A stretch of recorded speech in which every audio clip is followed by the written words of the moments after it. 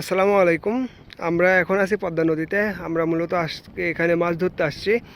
এই যে দেখতে পাচ্ছেন যে আমার সামনে দুইটা হুইল ছিপ ফেলানো। আসলে এখানে মাছ ধরার জায়গাটা কি বলবো, এক কথায় অসাধারণ। কিন্তু যেটা সমস্যা সেটা হচ্ছে নদীতে কোনো মাছ নাই।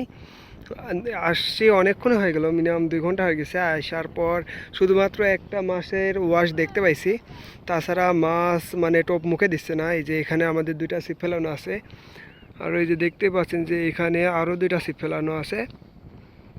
আর এই পাশে আছে হচ্ছে নাফিজের কাছেও আরও ছিপ আছে। আমরা আর কি জায়গায় জায়গায় বসে আছি, আরও দু এক জায়গায় জায়গা চেঞ্জ করলাম, বাট মাছের কোনো দেখা নেই।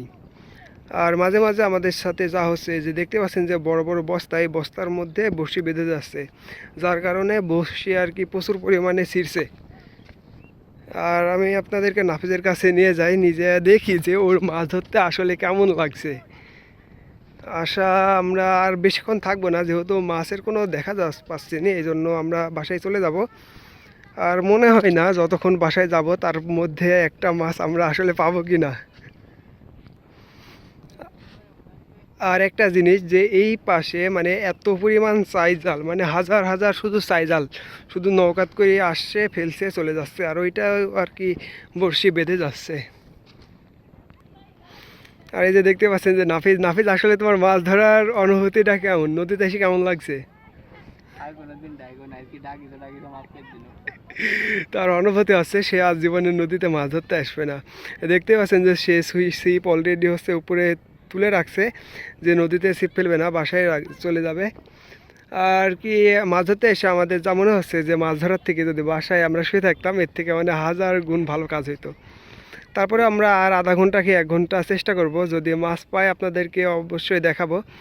আর মাছ যেমন তেমন এই পাশের ওয়েদারটা আর কি অনেকটাই সুন্দর। বিকেল টাইমে পরিবেশটা একদম মনোমুগ্ধকর হয়ে থাকে। আর ওই যে দেখতে পাচ্ছেন যে আমার সামনে যে নৌকার মধ্যে জাল। আর জানি না মাছ পাবো কি না, আর যদি মাছ পাই অবশ্যই আপনাদেরকে দেখানো হবে। আমরা আছি পদ্মা নদীতে বড়শি দিয়ে মাছ ধরতে। দেখতে পাচ্ছেন যে ছিপ অনেকগুলো ফেলা আছে, কিন্তু বড়শিতে মাছ না পাইলেও আমরা ঠিকই মাছ পাইছি। এই যে দেখতে পাচ্ছেন যে আমার হাতে একটা দেশি পুঁটি মাছ হলেও এটা হচ্ছে আসলে পদ্মা নদীর পুঁটি মাছ।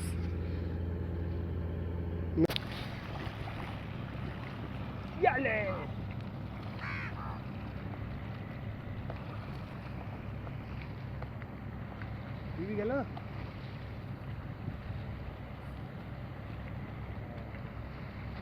কাঠগুলার দিকে